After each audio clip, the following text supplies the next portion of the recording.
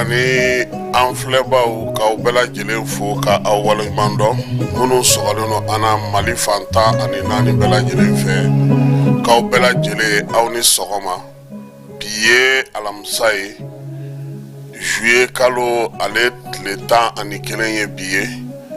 samba fla ani muga ani nani amba aw fo kokura ka awwal mando jani point mlfm ale sugandili la ka se ka kiwariyaw sɔrɔ ka to aw ka sigidaw la sɔgɔmada in na min ye kuma la belebelebaw ye min ye parti politique a kun fɔra ko ka dan sigi olu ka ko la kunu conseil des ministres la gouvernement ye olu yamariya k'u bɛ se k'u ka baaraw kɛ ale ni tɔn minnu bɛ ni olu bɛ parti politique la baaraw kɛ k'u bɛɛ lajɛlen bɛ se k'u ka baaraw kɛ kura ye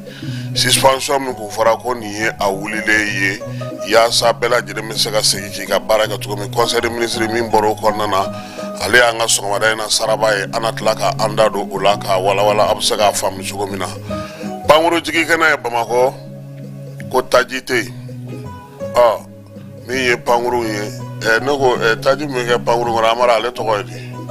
aw de bɛ tubabukan ninnu an kɔni ko taji kérosène wa tubabu tɔgɔ de don wa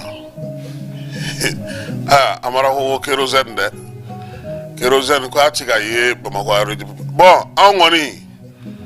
nous on n'a rien perdu ni armée bɛ k'a ka opération kɛ c'est l'essentiel sinon pankuru nali ninnu taali ninnu c'est vrai que congé wagati ninnu mɔgɔw bɛ na u bɛ taa bɔn n'i ye pankuru jigi kɛnɛba fana sigi i bɛ fɛɛrɛw tigɛ nka anw ka priorité bi o y'an ka sɔrɔdasiw ka pankuru kɔni carburant ka kɛ o kɔnɔ n'an bɛɛ de bɛ taa ta yɔrɔ kelen anw kɔni de b'a ta fɔlɔ a bɛ sɔrɔ k'a ta dɛ o don dɛ anw bɛ kɛlɛ de la ko an bɛ k'an yɛrɛ de ɲini n'Ala sɔnna ma ko waleya in yɛrɛ sɛbɛn kun kɛra a la a ko bɛ cogo min an na ɲɛfɔli kɛ ale fana na aw ka se k'a faamuya min bɛ yen mɔgɔw ka se k'a dɔn ayiwa ko sanpɛrɛn ye tiɲɛni kɛ tuguni ba fila bɛ dɛ ba fila bɛ k'aw fɛ yen sanpɛrɛn k'a ye tiɲɛni kɛ telefɔni dɔ ko ani tewuli barada dɔ k'o de tun bɛ mɔgɔw ninnu bolo min ye sanpɛrɛn kɔni jiginna olu kan min bɔra olu la an bɛna fana da aw tulo kan jɛgɛ min n'a kilo bɛ kilo 45 o minɛna burɛmukaw fɛ yen nka ko komi jɛgɛ bɔlen ba don burɛmu nin waati in na an ala nin yɔrɔ ninnu de ka di ne ye a mara jɛgɛ kilo 45 i b'a dɔn u y'a feere joli wa 12 ni 500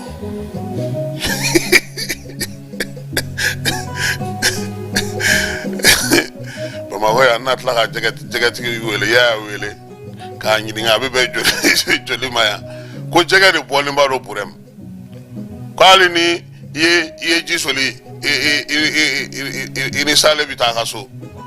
k'o la ko da t'a la kiral olu sera k'u ka jeunesse ɲɛma o sigi ɲɛma sigi min ni o baaraw bɛɛ lajɛlen sera ka kɛ an ka denmisɛnninw minnu bɛ taa faransi n'o ye ndolancilaw ye k'u sera pari ka ban k'an ka baara yan ndolata 2 kɛ an na dɔ dɔ la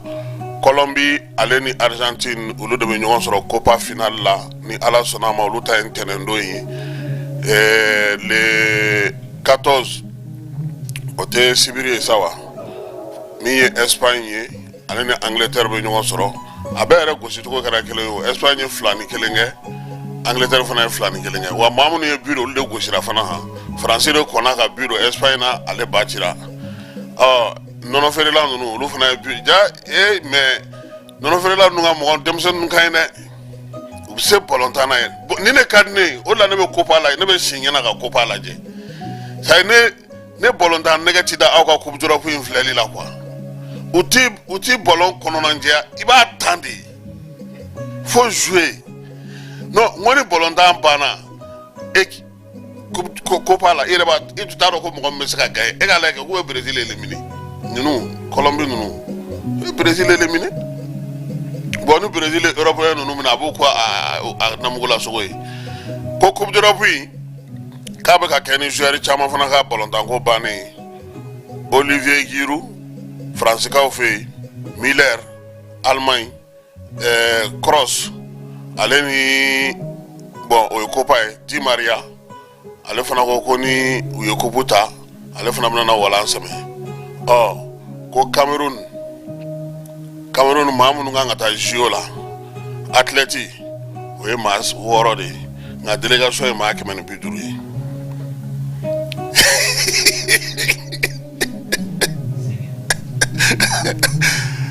mamu meta kenega kata Cameroun kuna wolo ka jouer ule ma woro mamu buta u blasra u ka comité olympique to la we ma kema andi ko France mi yere be jeux olympiques organisé o ka athlète ye ma kema Cameroun ga délégation fa ma kema wani njamandi segide alaga hakli mandama amete fa mara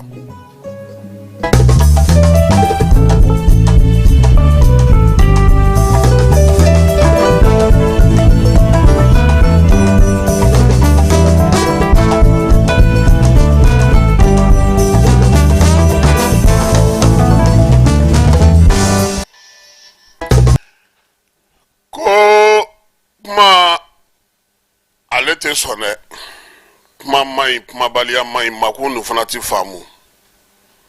ni te se kumana ibadi manenjeluma uluka kima da nyumanye kasegi ga kuma ola se yoroula keba ame min fo kuma o de ka fo ko ni ye Sénégal foli jale togo sebebe galama buluso somye ere koro ka somi maunye ka wuli ka doke fengele mimbe nati ma janfa oye dugukoloba ko baraka togo nyuma so ko nyuma wuli ka joko nyuma amara ama nyere nyiningao anga jamana kono sene fereo sene musakao sene demeu sene waru sene feo femina abe di John de made yoro dabakuru ntigi nchi lui Pierre ga nyumana kledu sanfe olu sente semaine demeu non ji woyolo ne anfe ya nga ne be fe ka do yoro mina seneke yoro be ko san kalutan fla ko nakola fombe soroi kati jo o fere ma sega tike anga gouvernement fe folo ko ni yoro me malila san kera chogo ame nakola fon sora akono a chama ote fere ma sora ambulu folo o fiti Niger hectare million flan ko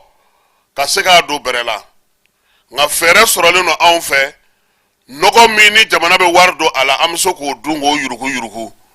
senekalaw ulu ni deme minga ka amso ko yuruku ko dun senekalaw ulu togo be do pom na amso ko to ka fo kata suma foro kono ka soro yere ma fo isoro senekalaw anu be munumunu saloke ali sisa senekalaw ka kori ajuru be fangala fendama do be awnga senekola ne ba fe ko lu famu kori ti dune nga wuliga jombege kori seneni nofe ni mamunu me Mali television soba laje kabini abifoko samya sira CMDT ale de be nyogolon sigi senga demsonu ay bod damandala ay na so ay aketa CMDT kelen ale be nyogolon bo fali be keta mishi be keta niye ni siria niye ni blaya ni nogoy me dunta ale de bo fo CMDT de be to sena dani kera nin pela jele wari abe sara de futere n'i y'o ta k'o jateminɛ sɛnɛkɛla yɛrɛ bɛ mun sɔrɔ an bɛ ka min don kɔɔri labɛnni na a baara la an k'a don balofɛnw na an k'an sigi k'a lajɛ min b'an nafa an ye dɔ kɛ kɔɔri ko in na sa dɛ a tɛ dun dɛ san kalo 12 CMDT maaw de bɛ wulikajɔ la sɛnɛkɛlaw nɔfɛ a y'a kɛ tan telew bɛ ta arajow bɛ ta ne yɛrɛ ma min faamu sɛnɛkɛlaw ka biro sigi kɛlɛ ka ca ni président sigi kɛlɛ ye o dun ko fɛn tɛ sɔrɔ a la bi i bɛ ofisiw ni agences ta minnu yɛrɛ bilalen don k'u ka sɛnɛkɛlaw dɛmɛ togodaw la foro ɲuman min bɛ olu bolo baara min bɛ k'o kɔnɔ o tɛ kɛ sɛnɛkɛlaw ye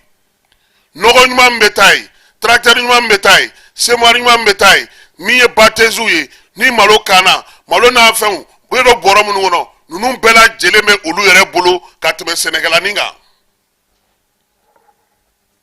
dugukolo bɛ don ba la cogo di i bɛ ofisi bɛɛ munumunu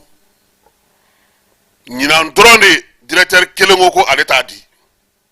o yɛrɛ ye kura ye office du moyen bani Isa Kante n'i bɛ sɛnɛ kɛ e encadreur ye i bɛ sɛnɛkɛla de dɛmɛ fɔlɔ i b'a ofisi tɔ fɛn fɛn ta ɲɛmɔgɔw dangaw maa minnu bɛ yen ni olu yɛrɛ sigilen don bureau kɔnɔnaw la k'a daminɛ Bamakɔ yan fo a forow kɔnɔna na olu de kɛlen don ka forow maa minɛ k'a sɛnɛkɛliw kɛ k'a wariw minɛ k'a bɛɛ lajɛlen gulukutu san o san miliyariw de bɛ ta ka don sɛnɛ na nka ni jaabi kɛra ko ɲinan ta man ɲɛ maa t'a kuma fɔ k'an dɔn i t'a tubabukan mɛn kuma t'a bamanankan ma gouvernement n'a m'a lajɛ ka yɛlɛma don na cɛ ka kuma don dɛ i bɛ jeune diplômé sans emploi nka jeune diplômé sans manger tɛ yen dɛ n'o kɛra don o don an bɛ taa n'a ye salon la koyi sɛnɛkɛla daba min y'anw wele ɲinan k'u jɔrɔlen don samiya ko la san tɛ ka bin a bin cogo la nɔgɔko kuma tɛ ka fɔ tɔn villageois ONGw ɲumankɛtɔnw ninnu bɛɛ lajɛlen de ye fɛɛrɛ ka sɛnɛkɛla tɔw fili kɔfɛ a ko ka ca dɛ an ka togoda mɔgɔw sɛgɛnnen dɛ aw b'a fɔ ko mɔgɔ minnu bɛ togoda la k'u kana na duguba kɔnɔ n'a bɛ ka taa duguba yɛrɛ dugukolo bɛ feere maaw ma bɔ Bamakɔ yan k'i bɛ taa Segu foro fɛn fɛn b'a la bɛɛ bɛ ka yɛlɛma ka kɛ sow ye sɛnɛ bɛ taa kɛ min n'an kun tora an yɛrɛ ma sa b'a sɔrɔ u ye officiniyɛri yɛrɛ tɔnɔmada k'a bɛɛ feere k'a ban pewu an bɛ mun kɛ ni mɔgɔ o mɔgɔ nana k'i ye ɲɛmɔgɔ ye Mali kɔnɔ jamanakuntigi ne kɔni ne ma mɛn baara in na dɛ mɛ n ye min lakɔlɔsi jamanakuntigi fɛn fɛn nana ne ɲɛna a bɛɛ hamina ye sɛnɛ ka se ka kɛ ka ɲɛ a bɛɛ bɛ fɛɛrɛ ɲuman tigɛ sɛnɛkɛlaw ka se ka lafiya nka u bɛ minnu bila baara la ala ye ko k'u ye koyi u tɛ maloya u tɛ siran u tɛ foyi sɛnɛ fɛn o fɛn bɛ fɔ ni gouvernement y'a dan tigɛ k'a di yan a si tɛ s'a seyɔrɔ la sɛnɛkɛlaw kɔni bɛ yen ten dɔrɔn an bɛ taa yɔrɔ janw Bagida an kɔrɔ yan salona sini ko ntumu wulila u ka foro kɔnɔnaw la a bɔra mun fɛ u ye wele bila mɔgɔw ma ka dɛsɛ u ma se ka na ngɔbɔni ne yɛrɛ bɛ k'an yɛrɛ ɲininka munna an ka gouvernement tɛ falen don sɛnɛ taabolo ni sɛnɛ ɲɛmɔgɔya ko ninnu na maaw kan na maa minnu b'a to an ka se k'a fɔ ko jɔn ko ala e k'a jateminɛ o don ko ne ye jɛrɛjɛkulu dɔw ye u bɛ ka baɲumankɛ tɔn dɔ fo an taara kɛnɛ kan k'u bɛna ni malo de ye ko an kan ka u fo ko k'u waleɲuman dɔn malo bɔrɔ kan n'i y'a ta k'a kala 2015 malo o de bɛna na da anw ma 2015 an bɛ 2020 kɔmi na sisan san 10 malo o de bɛna ta ka da anw ma k'u nana an dɛmɛ n'an yɛrɛ y'an ta sɛnɛ a kurakura mun b'an bali k'o tɔnɔ sɔrɔ sɛnɛkɛla tɔnjɛkuluw fana siraw fana ka falen parce que olu fana kɛra kɔmɔtɔn sugu dɔ ye fɛn min bɛ taa bila olu fana ka hukumu kɔnɔna na olu fana b'o sɛlɛsɛ kɛlɛku mɛlɛku nogo fara to kan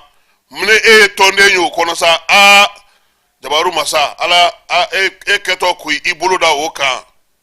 ngani tonde wari kan kuma sara ibo sara de nga tono odla nyina amna na falibo de ka anga malo koro nogo taraka di keba nogo kera yebali nogo kera sorobali nyongo nyebe ke bamako ya ka ke primature la ka ke presidency la jamana be warbo ka di ministre be wuli ki jo mo be wuli ku jo na tarase Senegal to nyemogo ma ku ka taga na e furo kono na la ma faraju bafo ko fema de nyina bankiu nogo ferelaw mina mun meke ka Senegal no e Senegal mina unyi ni bela jelema anfe anga ni bebe balo serena de me baga rebe ka anfle saw sabula lu dabali balo no on dayna sawo sanga ni faraka abe faraka ngate si fana de serebe ba ko koy nogo yuruku nogo namara nogo ferelaw nogo dibaw nogo mun meke ma mun me sigi ako kuna uluwe min sora ala no tume do foro kono sama sora anye kori sene dabla yoro nyinanta koni bora dogolaw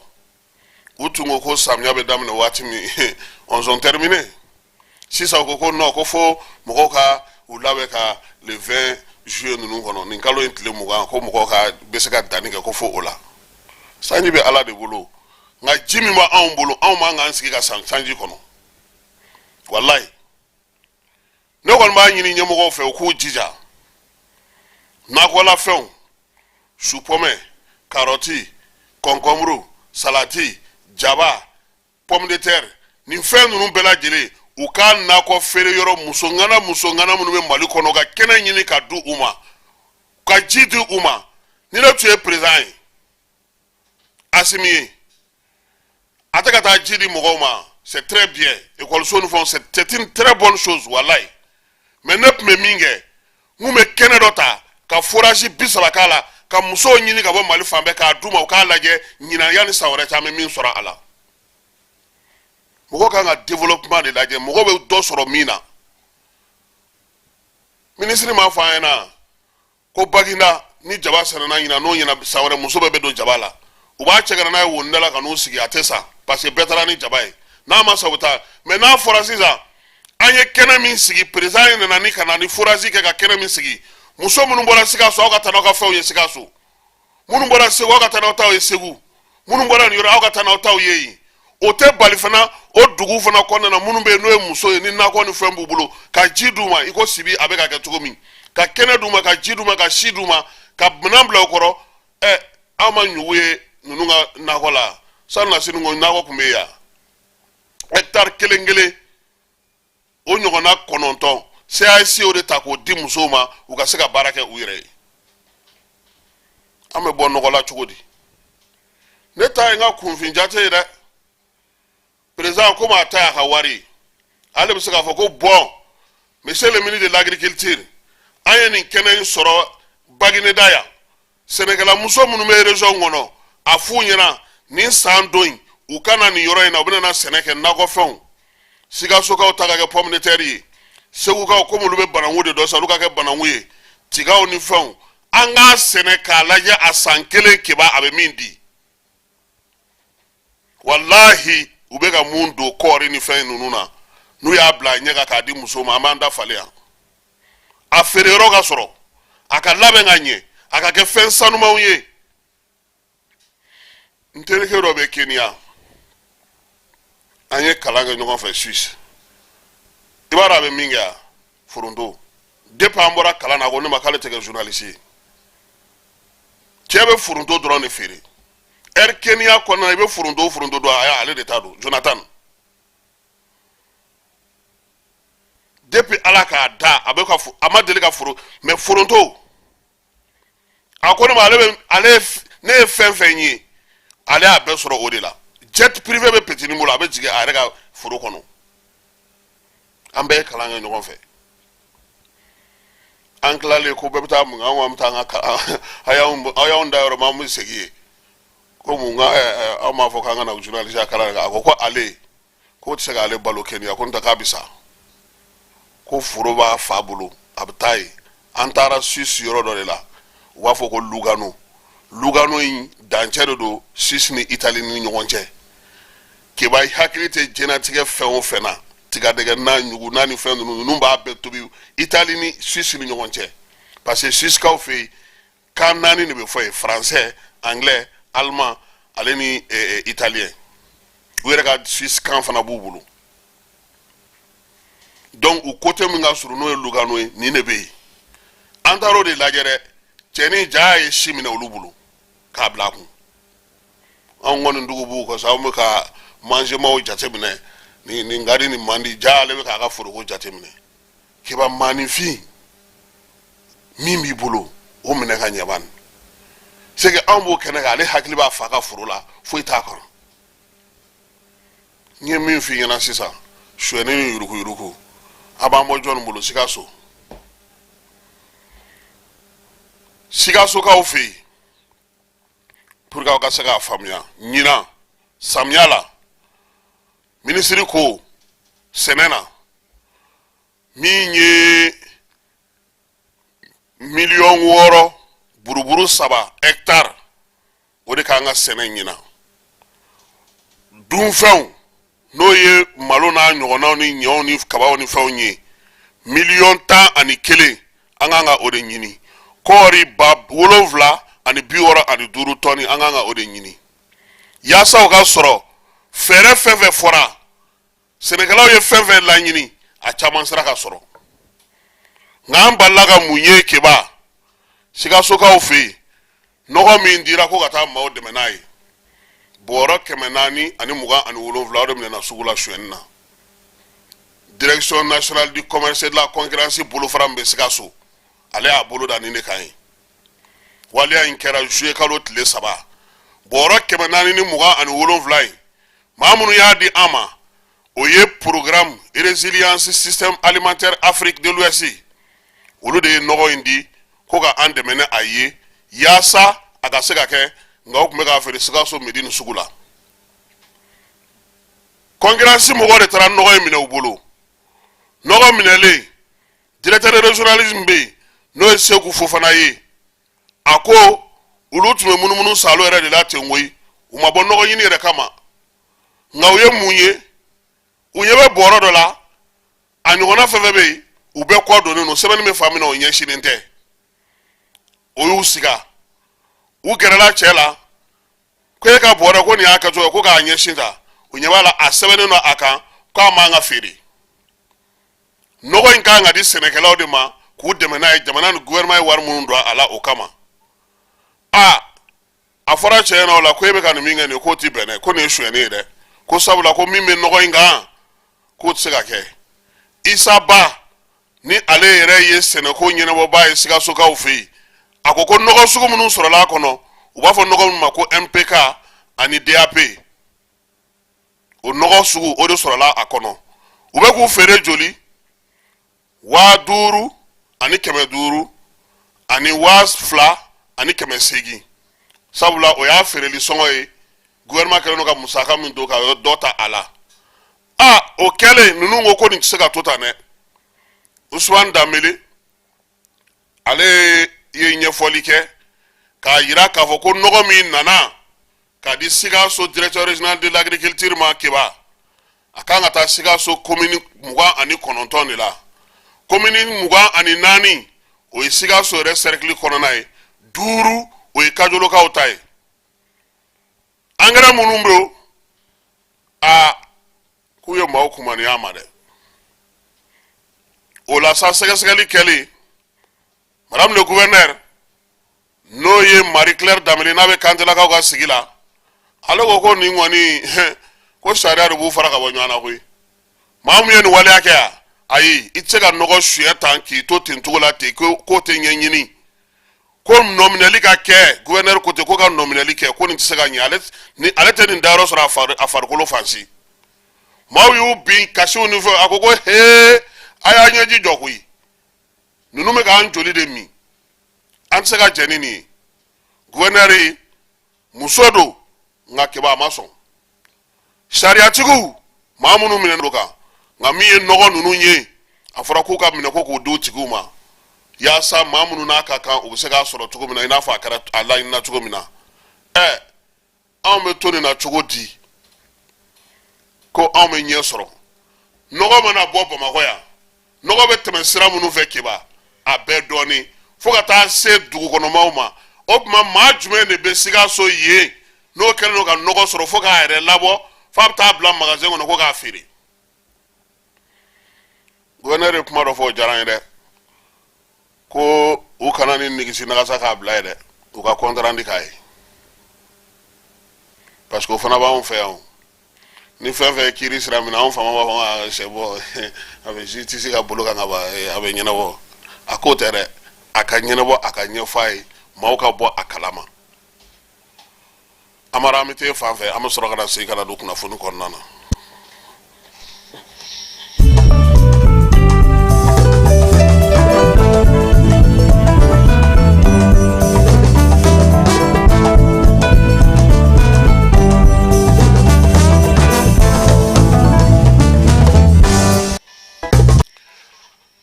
fo ka awale nyumando mali gouvernement ka tuye parti politique dloni minge ko o willa ka boye ministre de l'administration territoriale ale bataki ta katana conseil de ministre la nala sorama conseil de ministre communiqué la ana onye fo awye APDP ale ni api mali uluyu bolodu nyama yasa ka seka barake miye Mamoudou Samasekou yene ale APDP directeur agence pour la promotion de l'investissement no marinjaye ulu tegano bla semana kunu yasa useka baraka nyugo fa tugumna usubi janya ka ufe bafla be cercle kornana minye samperen koni ale jigina mogo sabaka ma sabayen konna sa ayira ka foko ma kele o de fatura minye to koni ulu jogina dugula de munu ye kibariya insoro ulu ko utume tewuli dila tewuli barada ale ni telefone kelen ko otumbu bolo na minye ma to no sa ni samperen koni ulu jogi ulu do ko ulu tarakata dogotoro sola dugu nyamaw ani dugu tigu ugo ko ba nyini ma ofesa ko yoro je ya telefone na ni sawuli la uka telefone fa anyo fa yawo anyo kuma fa ya bay ya saga sega do fara gawo école karamogo ulu ka donta kan je kulu mimbe no sigile no krengrene la no obe dementa ka nyeshi ulu masa aleko ko minye demsonu nga école yu sa aba fo munu ma ko maternelle otewa jardin d'enfants nunu olo de te maternelle ya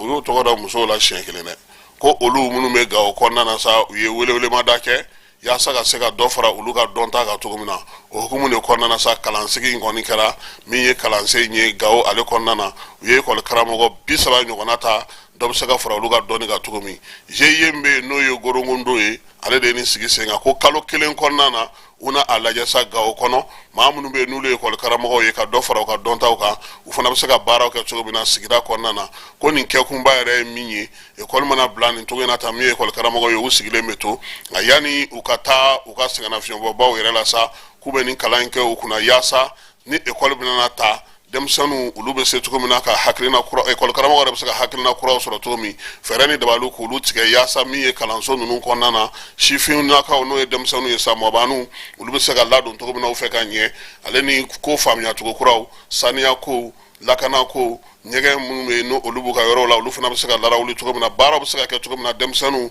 ulule ka saka ladon kanye ko kalain ko akekumba oye nambora gawo ka ufi anye taji bani ko kuma fo Bamako panguru jigi kenena taji abani ko ni la koloshira match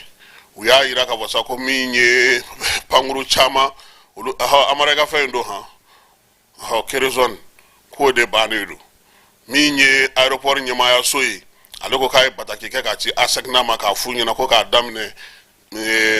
tarata temene na no e kalo intle kononto e kata se entenen atama no e kalo tleta ani duruye ko kerezon konte ko kerezon ko balya ngoni ka krono ka pangurun chama bla asen sabara kono ni watina mamunu mena kana mogota kono kuye ya na libla peu uta fangoro de fe barai ale ko mega ke nga wati kele na nga wolu masiri taba ko nga panguru ulubu bla fulani de bela ka sega barake ma chama ya ira ka ko abna na diguna sa nga soroma directeur ko ayi ko olu yɛrɛ kelen tɛ o ko nin bɛ kɛ yɔrɔ caman na min tɛ Mali ye sabula labɛn minnu bɛ kɛ ka fɛn minnu sigi sen kan ale ni min ye kérosène nacogo ni a kow ye ko tuma dɔ la ko gɛlɛya bɛ don a la fan caman fɛ ko an dafɛ jamana ka dɔgɔ min ma ni ɲɔgɔnna ye koyi ko wa ko anw yɛrɛ kelen tɛ ko hali min ye diɲɛ pankurunjigi kɛnɛbaw ye ni ɲɔgɔnna ko a bɛ kɛ ye sɔrɔ kɔni o bɛ Ala de bolo k'an k'an jija sa yaasa min ye nin baara in ye a ka se ka larawuli joona min ye pankurun ye u ka n'u ka baara kɛ tomiyankaw fɛ yen Assise nationale ale ɲɛfɔli baara bɛ ka kɛ olu fɛ ani Bananba baara in kɛ kun ye min ye sa baara min kɛra Assise la n'o bɛ tali kɛ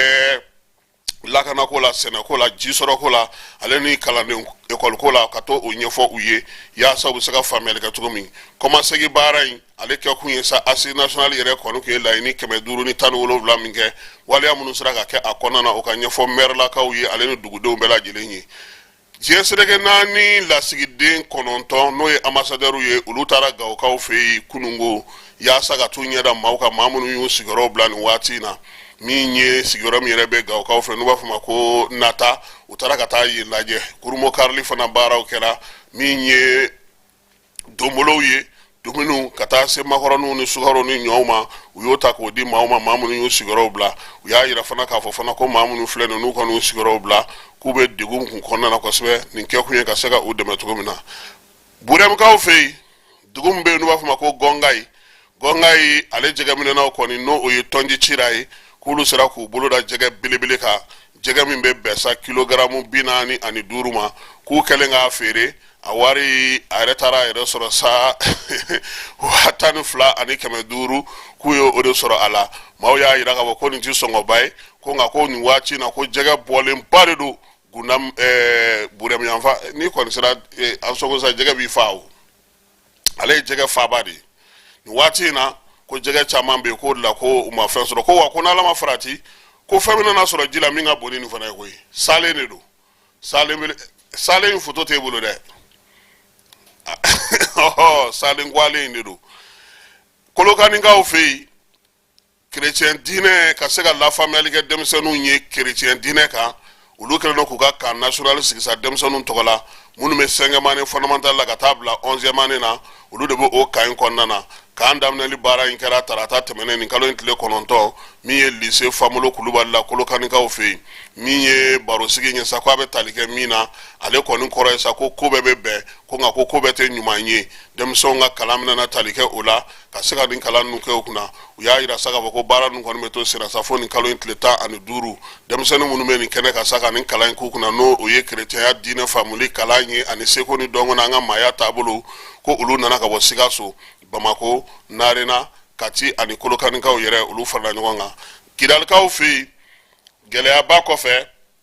u ka bureau communal n'o ye CNJ ye ale sera ka sigi Kidali dugu yɛrɛ kɔnɔna na kunungo u y'a yira sa k'a fɔ ko a ka président ba sa ko o kɔni taara ni bɛnkan ye bɛnkan min ni bɛɛ lajɛlen sɔnna o ma maa minnu sa o ye Yasin Agmohamed ye ale kɔni y'a yira k'a fɔ ko a kelen tɛna na baara kɛ dɛ ko bureau sigira cogo min ko bɛɛ ka wuli ka jɔ kɛ sa yaasa u ka se ka fara ɲɔgɔn kan min ye laɲini ye sa u bɛ k'o kɛ yaasa CNJ bureau ba sigilen min na kɛ Bamako yan Kidal ale kana kɛ kɔfɛmaa ye o ko la cogoya si la sisan sa an bɛna don an ka sara bɛɛ la belebeleba la ni o ye conseil des ministres ye conseil des ministres kunungo ale y'a ka laadala sigili kɛ laadala sigili min kɛra Kuluba faama sigiyɔrɔ la ko ɲɛmaaya tun bɛ furancɛla fanga ɲɛmaa bolo n'o ye colonel Asimi Goyita ye baaraw daminɛlen sa ministre min bɛ yen ni ale premier ministre yɛrɛ sa kɛ premier ministre ale nana ni sariyakisɛ min b'a to min ye an ka sigidaw bɛɛ lajɛlen n'o ye région kɔnɔnaw ye archiviste n'o ye archive ye maa minnu bɛ papier kɔrɔw ni sɛbɛnkɔrɔw mara olu sigiyɔrɔ ka se ka dilan o yɔrɔw bɛɛ lajɛlen na sigida bɛɛ lajɛlen kɔnɔna na premier ministre kɔni ye communication min kɛ sa a y'a yira k'a fɔ k'a b'a to ko min ye sɛbɛnkɔrɔw ye gafe kɔrɔ minnu bɛ yen min ye fɛnba kɔrɔ minnu maralen bɛ maaw bolo u na se ka taa n'o ye o togoda la ta ninnu na k'olu mara ye ka ɲɛ maaw na se ka u ɲɛ d'a kan a kɔni kɛkunba yɛrɛ ye min ye sa ko sabula ko fɛn caman bɛ yen bi olu bɛ dogo la ni archive ninnu sera ka sigi sen kan hali gouvernement yɛrɛ ka baarakɛyɔrɔ ni cakɛbolo minnu bɛ yen olu ka sɛbɛn marayɔrɔ na se ka kɛ o la kɛrɛnkɛrɛnnenya la décret in kɔni ko a tali min kɛlen filɛ nin sa a bɛna n'a to min ye sigidaw kɔnɔna na a baaraw ka se ka kɛ premier ministre ko haklina min do kaba talike jamana yɛrɛ ka laɲini na laɲini minnu no o bɛna na fisaya kosɛbɛ jamana ma ka kɛ ni marabolo taabolo ye an ka jamana kɔnɔna na ko ka fisa sɛbɛn bɛɛ lajɛlen a larawulili a n'a latɔbɔtɔli o bɛ se ka kɛ sigidaw la cogo min na fana ka ɲɛ ministre ye ministre d'état administration territoriale ale ni porte-parole du gouvernement colonel Ablaye Maïga ale ye sɛbɛn ta sa sɛbɛn min bɛ tali kɛ parti politique olu ka baaraw dulonni na a y'a yira k'a fɔ ko min ye parti politique ni tɔn ye minnu bɛ parti politique baaraw kɛ k'u kun ye décret ta avril kalo tile 10 san 2024 gouvernement kun y'a yira k'a fɔ ko ka dan sigi olu ka wulikajɔw n'u ka ɲɔgɔnyew n'u ka ɲɔgɔn lajɛw bɛɛ lajɛlen na ko min ye waleya in ye k'a kun a kun kɛ kun ye min ye o ye sa basigi ni lafiya o bɛ se ka kɛ jamana kɔnɔna na cogo min na sabula ko a waati jamana ale tun bɛ wulikajɔw baw la wulikajɔ minnu tun bɛ yen min ye lakanako ye o tun bɛ a la basigi politique yɛrɛ bankun kan jamanadenw yɛrɛ ka se ka ni la lafiya dɔɔni maaw ka se ka hakili sigi ka taa dialogue intermalien na k'a kɛkun kun ye o ye ko wa sisan ko min ye baara in ye k'a kun kɛlen kun do sa ka se ka kangarida de kɛ kangarida min ni gouvernement kun y'a kɛ yaasa ka se ka baara dɔw kɛ basigi ni lafiya kɔnɔna na jamanadenw bɛ se ka lafiya cogo min na sabula ko degun minnu tun bɛ jamana kɔnɔ olu ka ca nin waati in na ko dialogue n'o o ye réconciliation ye ko o dialogue kɔni k'o sera ka kɛ avril kalo tile 13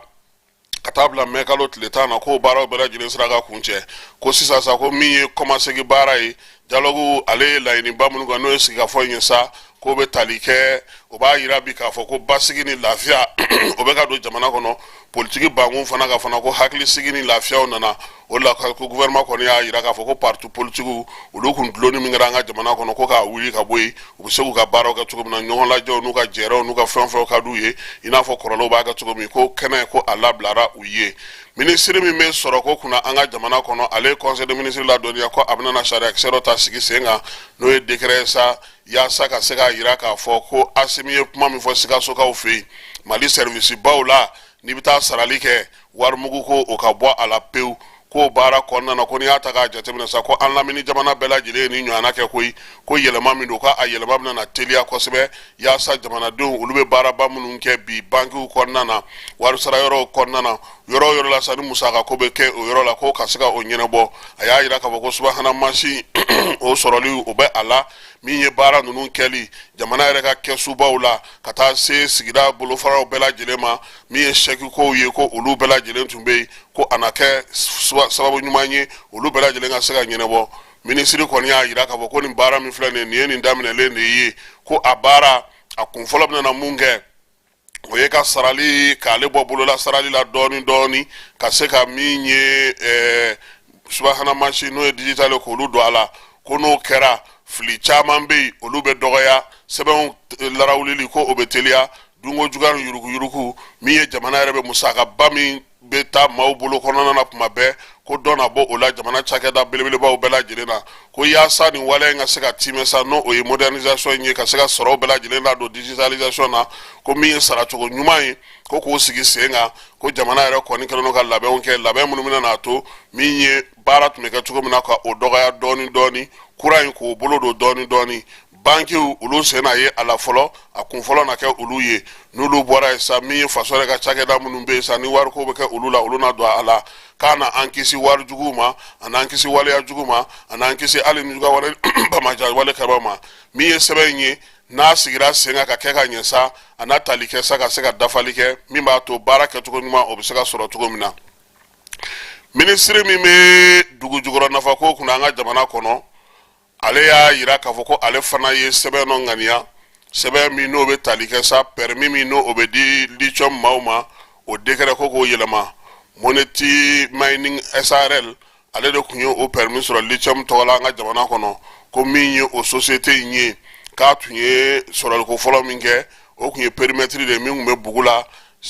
Buguni ale région kɔnɔna na a superficie bɛ taa 214 na kilomètre carré ko wa fana ko baaraw kɔni ko olu yɛrɛ daminɛna ko y'a to k'a yira k'a fɔ bi ko min ye lithium ye sigana tɛ min na a babɔgɔden o b'an ka jamana kɔnɔna na ni décret min filɛ nin ye sa ko bɛna na ni fɛɛrɛ kura ye fɛɛrɛ min ni société yɛrɛ ni u ye bɛnkan kɛ a bɛna na kɛ san 3 kɔnɔna na u ka baara ninnu bɛɛ lajɛlen bɛ se ka kɛ cogo min ka dan tigɛ ka kɛ ni décret kura min ye n'o o talen filɛ nin ye conseil des ministres a ye jɔyɔrɔ di maa dɔw ma min ye ministère de la sécurité kɔnɔna na maa min kɛra secrétaire permanent au conseil national ye o ye général de brigade Dawuda Dambele ye maa filanan min fana bɛ yen ni jɔyɔrɔ dir'o ma o ye ministère des affaires étrangères ye consul général Mali tɔgɔla Abidjankaw fɛ yen colonel Baseku Berté o jɔyɔrɔ dira ale ma ministres ye baara mun kɛ anu bɛ ka fɛɛrɛ minnu tigɛ ministre de l'administration territoriale décentralisation porte-parole du gouvernement n'o ye colonel Ablaye Mayiga ye a ko k'ale bɛ ka fɛɛrɛ sigi sen kan min ye dialogue o lawaleyali baaraw bɛ se ka kɛ cogo min na ko min ye dialogue rapport dile jamanakuntigi ma kalo tile 13 ko bɛɛ lajɛlen y'a ye k'a fɔ ko jamanakuntigi kɔni ye hakilina di k'a jira k'a fɔ ko sɛbɛn in ko k'a yɛlɛma a bɛ se ka lawaleya cogo min na ko a kɔni ye maliyɛnw bɛɛ lajɛlen fo maliyɛnw ye baara minnu kɛ yaasa min ye dialogue ye n'o ye sigikafɔba in ye o ka se ka k'an ka jamana kɔnɔ bɛn ni kelenya hukumu kɔnɔna na ko hukumu kɔnɔna na jamanakuntigi y'a jira k'a fɔ ko min ye rapport min filɛ nin ye ko n'o dira ko tɛna kɛ ko bannen ko ye waleyali fana daminɛlen de tuguni yaasa maaw ye laɲini minnu kɛ o kumabaw bɛ se ka ta cogo min na ka don ba la ko maliyɛnw sigilen don k'o kɔnɔ bɛn ale ni kelenya hukumu kɔnɔna na ani yiriwali kuntalajan a y'a jira fana k'a fɔ ko jamanakuntigi ko tuma min na sɛbɛn ninnu bɛ d'a ma a y'a ɲini ministre d'État fɛ administration territoriale ale ka fɛɛrɛ ni dabali tigɛ sa lawaleyali baaraw bɛ se ka kɛ cogo min na n'o ye dialogue laɲinibaw ye nka ko ani ministre min bɛ baara kɛ o ko hukumu kɔnɔna sa o ye ministre de la réconciliation ye yaasa a bɛ se ka ɲɛ cogo min na a bolo baara in ka se ka kɛ ko décret min filɛ nin sa n'o ye projet de décret ye ni ale bɛna na o sigi sen kan o bɛ taa sira minnu fɛ o ye sira caman ye yaasa baaraw bɛ se ka teliya cogo min na ministre min bɛ sariya ko kunna an ka jamana kɔnɔ n'o ye Mamudu Kasoge ye a ko l'américain fɛ yen olu ka département d'état ale ye prix dɔ di sa fɔ prix ma ko héros du rapport 2024 héros du rapport 2024 ye jɔnjɔn ye jɔnjɔn min bɛ ta ka di maa ma walima cakɛda ma minnu sera k'u jeniyɔrɔ fin kosɛbɛ sira mun fɛ o ye maaninfinw olu ka hakɛw dafali jɔnya kɛlɛli a sira bɛɛ lajɛlen fɛ min ye hakɛw dafali jɔnjɔn in sa k'a taara ka di maa min ma an ka jamana kɔnɔ sa a ka waleyaw la ale ni Kenyakaw a jamana de tun bɛ ɲɔgɔnna nin kɛnɛ in kan ye jamana 8 na sa Mali ni Kenya olu de jamana 115 la Mali ni Kenya olu de taara ka jɔnjɔn in d'u ma 8 o cɛ la ko n'i y'a ta k'a jateminɛ sa an balimamuso n'o o ye Umu Ɲare n'a bɛ Samakelakaw ka sigi la jɛkulu min b'an yɛrɛ fɛ yan n'o ye comité national de lutte contre le traite des personnes et des pratiques assimilées ye ko ale de y'o projet yɛrɛ coordinatrice ɲɛmaaba ye ministre min bɛ sariya ko yɛrɛ kɔnɔna na ko jɔnjɔn in dira ale ma o sɔrɔli sa ko kɔni ye tare ministre ka fɔ la ko b'a to bi ko a bɛ baara min na a na dɔ fara o kan k'a galabu kɛnɛya lamɛrikaw ye nin min fana di nin ko bonyamasegin don ka kɛ ni wulikajɔ ni baara min bɛ ka kɛ Mali ale kɔnɔna na yan ministre min bɛ sariya ko kunna hali bi a ko Mali ale tun bɛ jɛrɛ dɔ kɛnɛ kan n'o o y'o ta ko 12nan ye forum Saint Petersburg n'o ye kiiritigɛlaw ka lajɛ belebeleba ye min kɛra Rusilakaw fɛ Saint Petersburg a kɛra juin kalo tile 26 ka taa bila tile 28 na Fédération de Russie olu fɛ yen a y'a jira sa k'a fɔ ko baaraw ye tali kɛ min na sa o kɔni ye jamanaw ka hakɛw jamanaw ka yɛrɛma hɔrɔnya jamanaw ka nafaw ani jamanaw yɛrɛ bɛ se ka kɛ cogo min na ka basigi ni lafiya kɛ ka kɛ ni diɲɛ taabolo kura ye u y'a jira sa k'a fɔ ko baaraw kɔni ye tali kɛ fɛn caman kan démocratie yɛrɛ sinsinberew min ye jamanadenw ka kow kɛcogo ye ka taa fara maanifinya yɛrɛ tɔbɔtɔli kan min ye sigiɲɔgɔnya ɲuman o kɛli ye k'u y'u da don nin bɛɛ la jɛrɛ in senfɛ sa Mali ale kɔni tun bɛ yen Mali yɛrɛ a kɛnɛ kan ministre de la justice y'a jira k'a fɔ ko olu yɛrɛ taara fɛɛrɛ ni dabaliw jira Mali bɛ baara kɛ cogo min procureur général de la Fédération de Russie ko ale kɔni ni Mali cɛ sa ko nin ye baara ɲɔgɔnya donnenw ni ɲɔgɔn cɛ ka kɛ ni nin lajɛ in ye ministre ko ni Ala sɔnna a ma ko kɔmasegin minnu yera nin ko in na o na kɛ olu ma baarakɛ minɛnw ye ministre mairie fana sɔn de l'État kunna ani calatigɛ jɛkulu ni gouvernement ɲɛcɛ baara n'o o ye Ibrahim Ikasa ye ale fana ye sariya kisɛ dɔ ale fana ye laseli kɛ ka kɛ ni jɛrɛ belebeleba dɔ ye jɛrɛ belebeleba min bɛ bi n'o kan ka tali kɛ an ka jamana yɛrɛ a sɛbɛn minnu bɛ maanifinya taabolo o ladamu ni sɛbɛn o hukumu kɔnɔna na a ko ka kɛ ni jamanakuntigi ale ka hakilina ani gouvernement ye waleya minnu kɛ ani wulikajɔ minnu kɛ min ye an ka mara n'an ka kow kɛcogo n'an ka kokɔrɔw taabolo ko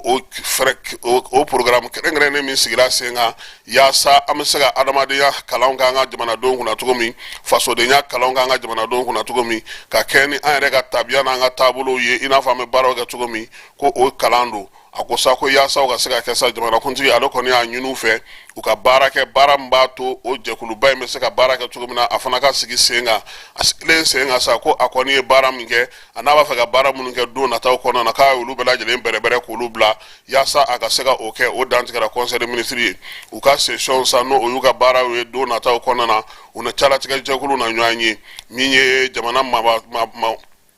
baarakɛyɔrɔbaw ka taa fara jɛkulu ka sa minnu bɛ yen n'olu bɛ baara kɛ min ye Bamakɔ district kɔnɔna na ani région kɔnɔnaw la sa sigidaw bɛɛ lajɛlen na maliyɛn minnu bɛ kɔ kan u na se olu bɛɛ lajɛlen ma ni nin baara in ye ministre des transports ale min bɛ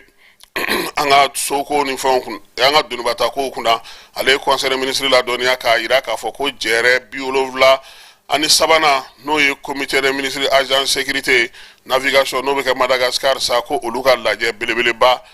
belebeleba min bɛ yen n'o bɛ tali kɛ sanayɛlɛ n'o bɛ tali kɛ pankurunkow la ale ni maaninfinw yɛrɛ ka taa ni ka segu la pankurunko hukumu kɔnɔna na ka taa se météo ko ma k'olu kɔni ye baara belebeleba kɛ jamana 19 na Mali ko ale tun bɛ o lajɛ in Mali kan ka taa o lajɛ in kɛnɛ kan lajɛ min kan ka kɛ ni Ala sɔnna ma juillet kalo tile 26 k'a kan ka kɛ sababu ye min ye Mali yɛrɛ hakilinaba minnu b'a la fɛɛrɛba minnu b'a bolo a ka taa olu danganamaya baara in sa u y'a jira k'a fɔ sa k'a kan ka kɛ Madagascar kaw fɛ yen min ye Mali ye ale kan ka ye o kɛnɛ kan ministre min bɛ jamana ni jamana cɛ sira ɲɛnabɔ kunna n'o ye Ablaye Diop ye ale kɔni ye jamanadenw ladɔnniya jɛrɛ min n'o kɛra n'a ale taara o kɛnɛ ka jamanakuntigi tɔgɔ la n'o ye sommet min ye sa sommet min sigira sen kan ɲamekaw olu fɛ yen n'o ye AES sigili ye a y'a jira k'a fɔ sa ko baara mun kɛra o la ko jamanakuntigi yɛrɛ tun b'a kɛnɛ ka juillet kalo tile 6 tɛmɛnen k'a kɛrɛfɛla la sa Niger jamanakuntigi o tun bɛ yen min ye Burkina jamanakuntigi tun bɛ yen ko lajɛ in Job ko a kɛra sababu ye laɲiniba minnu kun kɛra ministriw fɛ Wagadugu Bamako ani Ɲame ka olu don ba la ko jamanakuntigiw y'a jira fana k'a fɔ ko traité min bɛ yen n'o bɛ AES yɛrɛ sigi n'o ye Confédération des États du Sahel ye dakuruya teliya la n'a bɛ fɔ ko AES k'u y'o sigi sen kan min ye jamanakuntigi Ibrahim Traoré ye Assimi Goïta ani Tchani ko olu y'a baara kɛcogo bɛɛ lajɛlen dalakɛɲɛ baaraw bɛna kɛ cogo min na règlement intérieur fonctionnement fo ka taa se u yɛrɛ bɛna wulikajɔ minnu kɛ jamanakuntigiw ka jɛkulu kɔnɔna na k'u y'o bɛɛ lajɛlen lada maaw tulo kan ko ka fara o fana kan u ye kumakuncɛ kuma kɛ Ɲamekaw fɛ a bɛ fɔ masa ko Ɲame wele kan jamanakuntigiw ko u y'o fana kɛ k'o fana danganamaya bɛɛ lajɛlen ye ko n'i y'o ta k'o lajɛ ko min ye Burkina Faso jamanakuntigi Mali ni Niger k'u kɔni ye danaya ta ka da colonel Assimi Goïta kan ko ale ka kɛ ɲɛmaa ye san 1 baara minnu bɛna na kalifa a la ale ka se ka olu kɛ ko lajɛ in senfɛ fana jamanakuntigi maliyɛn minnu bɛ Niger k'a ni olu fana ye ɲɔgɔn ye min ye AES ka lajɛ nata in ye sa ko kɔni bɛna na kɛ san 2025 o yɔrɔ o ma fɔ fɔlɔ ministre min bɛ farikolo ɲɛnajɛ ko kunna an ka jamana kɔnɔ ale ye conseil des ministres ladɔnniya k'a jira k'a fɔ sa ko min ye denmisɛnninw ka jɛrɛ belebeleba n'o kan ka kɛ diɲɛ kɔnɔ n'a bɛ fɔ ma ko 12e forum mondial des ministres de la jeunesse et de l'éducation k'o kan ka kɛ nin kalo in tile 21 n'a tile 28 k'o bɛ kɛ Koro du Sud kaw fɛ yen min ye jɛrɛ in ye sa diɲɛ minisiri minnu bɛ farikolo ɲɛnajɛ ni sifinw kunna sa ani kalanko ko olu de bɛna na bɔ jamana 20 ani kɔ la ka taa ɲɔgɔn sɔrɔ yen ko laɲini ye min ye hakilinaba minnu bɛ Koro du Sud la sa ale ni baaraw kɛcogo olu bɛ se ka kɛ cogo min na ko Mali ana ye o kɛnɛ kan minisiri ko ale na ye jamana ale bɛna taa i jɔyɔrɔ fi yaasa min baara ma an bolo sifin kunna o ka se ka da bɛɛ lajɛlen tulo kan an bɛ ka waleya minnu kɛ bi ani an bɛ ka cɛsiri minnu kɛ denmisɛnninw ka ko la ani kalanko la o fana ka se ka da bɛɛ lajɛlen tulo kan minisiri min bɛ sojɔ kow kunna ani dugukolo ko an'u labɛnni ale ye conseil des ministres ladɔnniya k'a jira k'a fɔ ko jɛrɛ belebele fana bɛ nana kɛ ka kɛ ni marabolo olu lakanali baaraw ye min ye jɛrɛ in ye e ko a ma kɛ ka ban yɛrɛ sa wa k'a kɛra Mali Mauritanie ni Senegal juillet kalo tile 4 k'a kɛra Dakarkaw fɛ yen a y'a to sa min ye sɛbɛn belebeleba ye min bɛna kɛ larawulilu ye an ka dancɛw ni ɲɔgɔn cɛ ka kɛ ni ba Senegal ye o labɛn cogo k'u y'u da don o bɛɛ lajɛlen na bassin du fleuve Niger ale baaraw olu a ko bɛ tali kɛ o de kɔnɔna na u y'a yira sa k'a fɔ ko dancɛ mun bɛ